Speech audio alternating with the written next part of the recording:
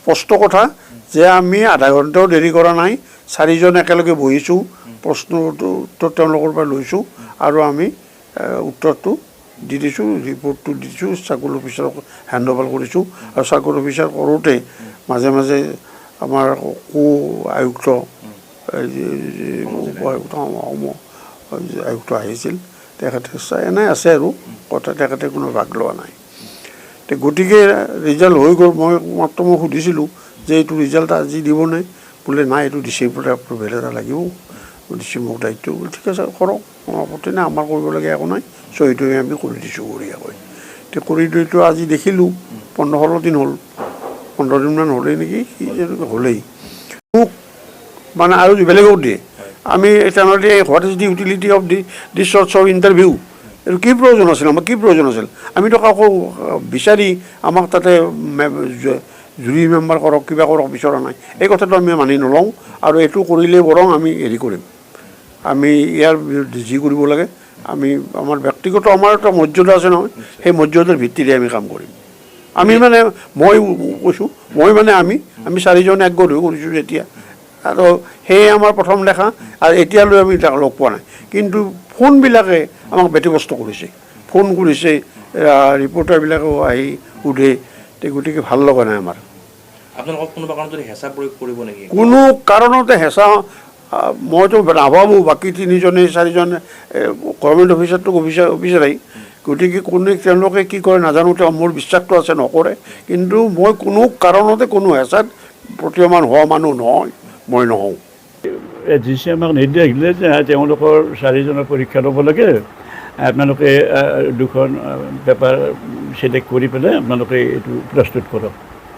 আমি সেইমতে প্ৰস্তুত কৰিলোঁ। এজিচি এগৰাকীও আছে, কৰি তেওঁলোকৰ লিখিত পৰীক্ষা লোৱা হ'ল 1 ঘণ্টা, আৰু মৌখিক পৰীক্ষা লোৱা হ'ল আমি 5জন, আমি 4জন, আকৌ এজিচিৰ লগত আছে। আমি ফলাফল হিচাপে আমি 2জনক চিলেক্ট কৰিলোঁ, যি 2জনে বেছি নম্বৰ পালে। আৰু সেই ফলাফলখিনি আমি লিখি আমি 5জনে চহী কৰি চিভিল এছডিঅ' চালু আছে, আমি তেখেতৰ হাতত দি দিলোঁ, এছডিচিৰ হাতত। আৰু সিদিনাতে ৰিজাল্টটো দিয়াৰ কথা আছিল, তাৰে পিছদিনা দিব বুজি কালিও দিব পাৰোঁ, কিন্তু গম পালোঁ যে আজিলৈকে দিয়া নাই। নাজানো আৰু কি হ'ল, ইয়াৰ মাজত কি হৈছে আমি এতিয়া ক'বও নোৱাৰোঁ। তেখেতসকলে যিহেতু ব্যক্ত কৰা নাই কথাটো, ইয়াৰ ভিতৰত প্ৰশাসনে কি কৰিছে কি কৰা নাই নাজানো। আমি সোনকালে ৰিজাল্টটো দিলে ভাল পাম।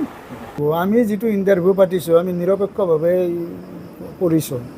আমি কোনো সত্ৰাধিকাৰ কাকো চিনিও নাপাওঁ, সদস্যও চিনি নাপাওঁ, আনচিন পাৰ্চন তেওঁলোক।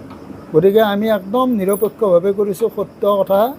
আৰু এটা ধৰ্মীয় অনুষ্ঠানত থাকি ধৰ্মীয় অনুষ্ঠানৰ ইণ্টাৰভিউ এটা কৰিব যায়, তাত আমি সেই পাপ আজি নলওঁ।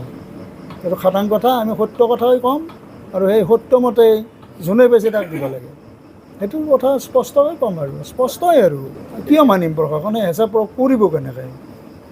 নোৱাৰে নহয়। আমিতো সেইকাৰণে ৰিটেন ইণ্টাৰভিউ লৈছোঁ, মানে এটা ৰেকৰ্ড থকাৰ কাৰণে। আমিতো এনেই যোৱা নাই, প্ৰশাসনে আমাক লেটাৰ দি মাতি নিছে, আমাৰ ৰেকৰ্ড আছে।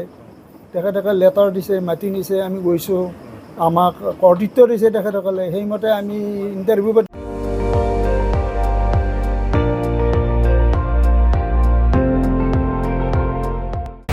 আপুনি চাই আছে ND24, সৰ্বশ্ৰেষ্ঠ নহয় সৰ্বোত্তমৰ দৌৰ।